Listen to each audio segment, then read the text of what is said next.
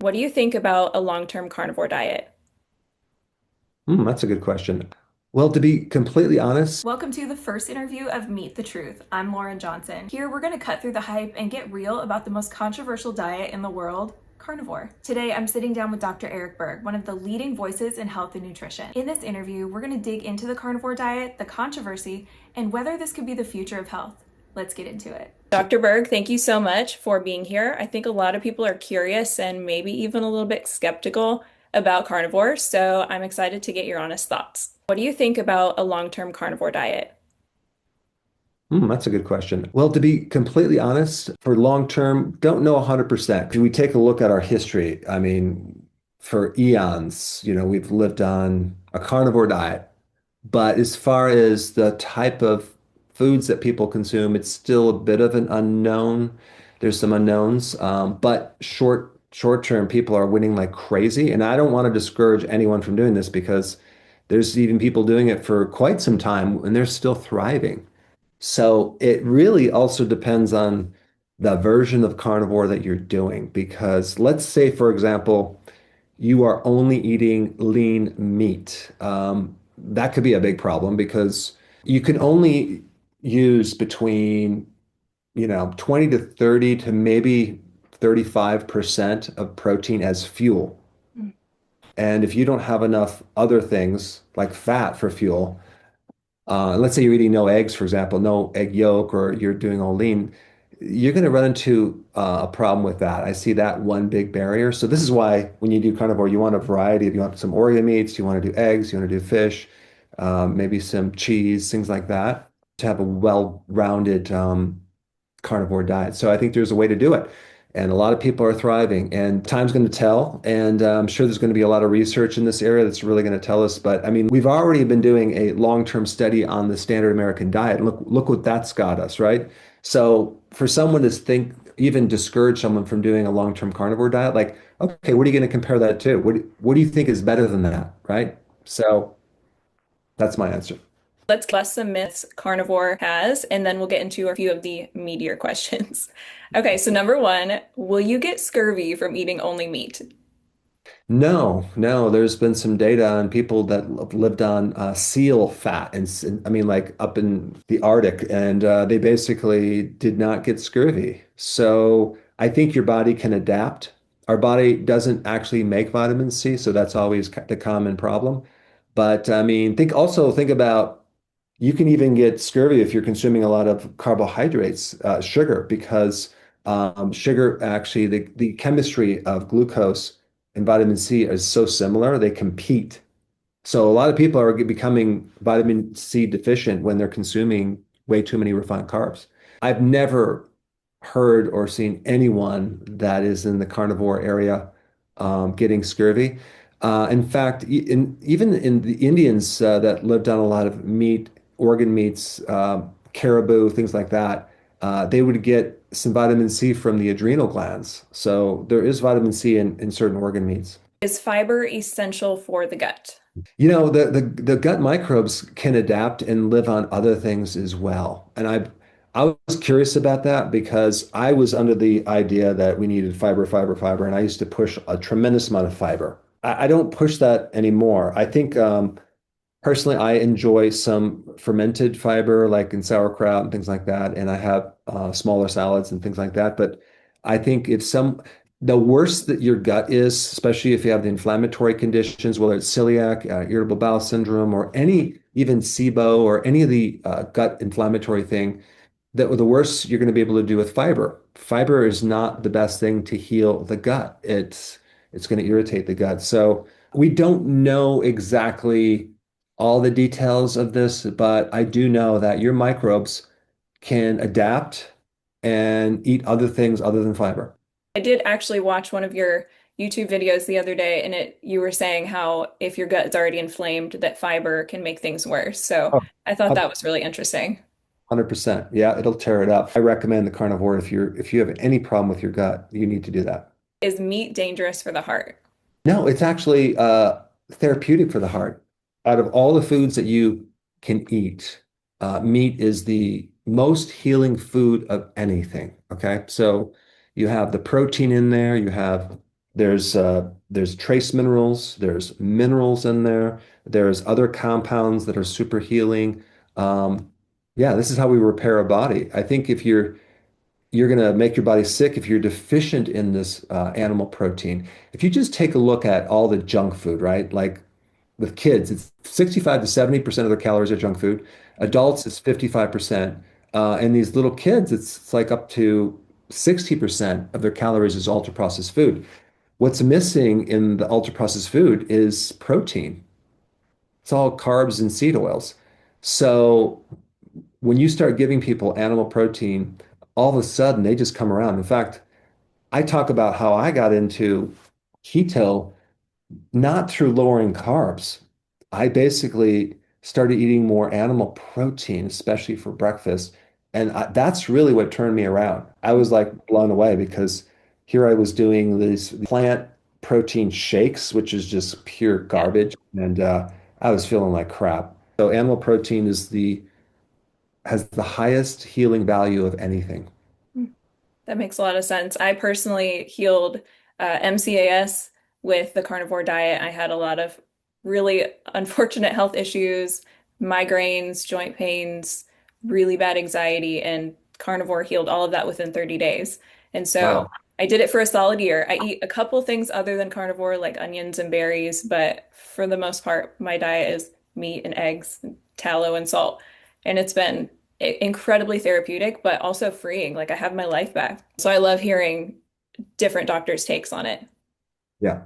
Yeah. Awesome. Now you did talk about the microbiome briefly, but will carnivore ruin it at all, or is eating such a small variety of food, just meat, do you think that's okay? I think I'd try it out. I mean, see how you feel. I mean, so many people are sick and they're trying to support the microbiome with more fiber and beans and grains and all this other crap. When you start eliminating all that stuff and you give your microbes a chance to not become inflamed, and you're eating a quality, balanced carnivore diet, like even I'll give you an example for myself. I was under the illusion, this was a long time ago, that I just needed more fiber for my constipation that I had. And I was doing all these colon cleanses. And with Bernard Jensen, I would fly out to visit him in person and help me out in his colema, which is a combination of an enema and a colonic. Crazy stuff to flush out my colon. But then one day I started doing more meat and my bowels just worked perfectly, perfectly. It's mind blowing. And I'm like, how could this be? Mhm. So obviously, the microbes can adapt to what you feed them. They're very resilient, especially the bacteria in your gut. I mean, even the bacteria in soil. Think about what happens. It has to survive 4 seasons. I mean, it has to sometimes survive all the chemicals that we're putting on it. So these microbes are resilient. They've been around for a long time. They adapt. They sometimes they go into hibernation in a dormant form for many years, and they'll come out when the environment is better. So there's some unknowns here. Time will tell, but so far I'm seeing a lot of people are thriving on the carnivore diet. Do you think carnivore is just another fad diet, or is it something more? They're trying to make it a fad diet, just like they're trying to make the keto a fad diet. They're saying they can't say it doesn't work short term because people lose a lot of weight. So they don't say that. What they'll say instead is, well, we don't really know. So they put a little doubt in your mind, like long term, it could be dangerous. Just like they put a doubt in tobacco industry when they were fighting, trying to keep cigarettes mainstream. They use doubt. That's a playbook.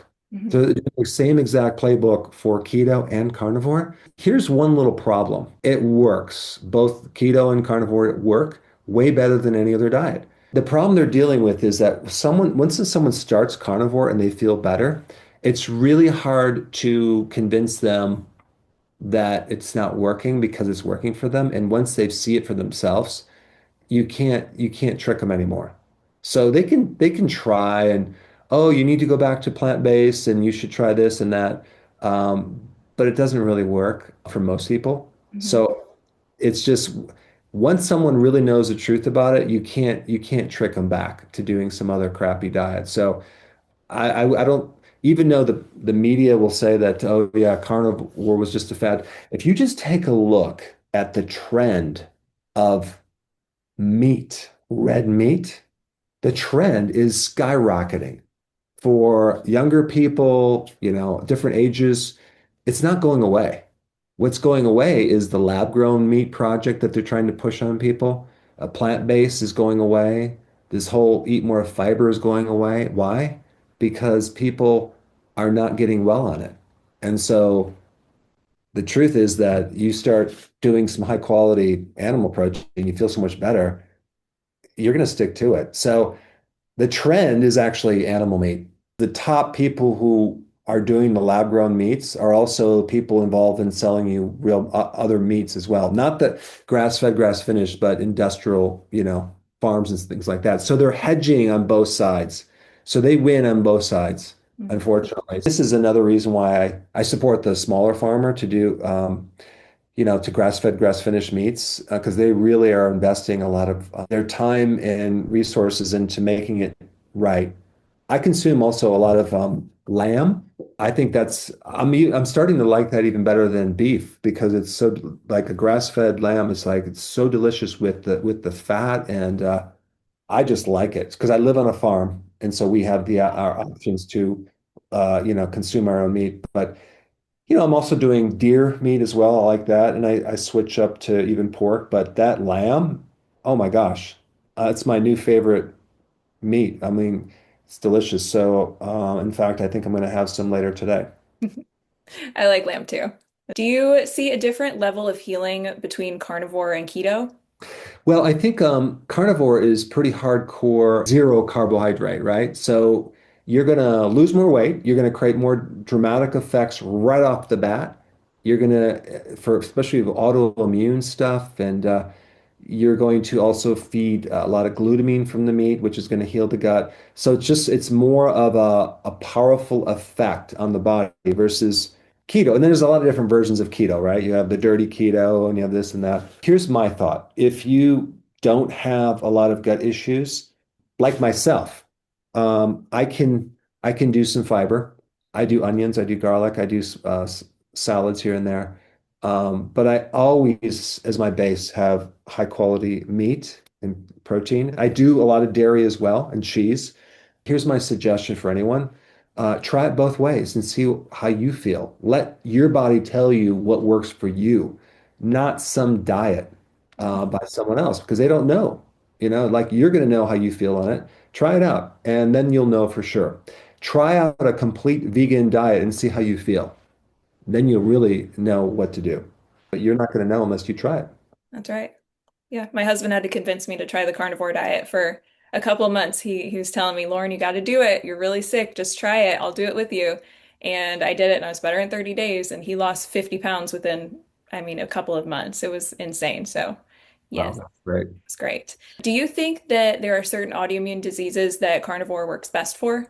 Yeah, especially any autoimmune disease that relates to your gut, which is a lot of them. Yeah, in fact, if someone had an autoimmune disease, which by the way, it was like virtually non-existent like 100 years ago. Like, where did this all come from? This is really interesting. Regardless of that, if you do a combination of the carnivore diet with high doses of vitamin D3, okay, and magnesium as a cofactor, I think you could put literally almost any autoimmune disease in remission.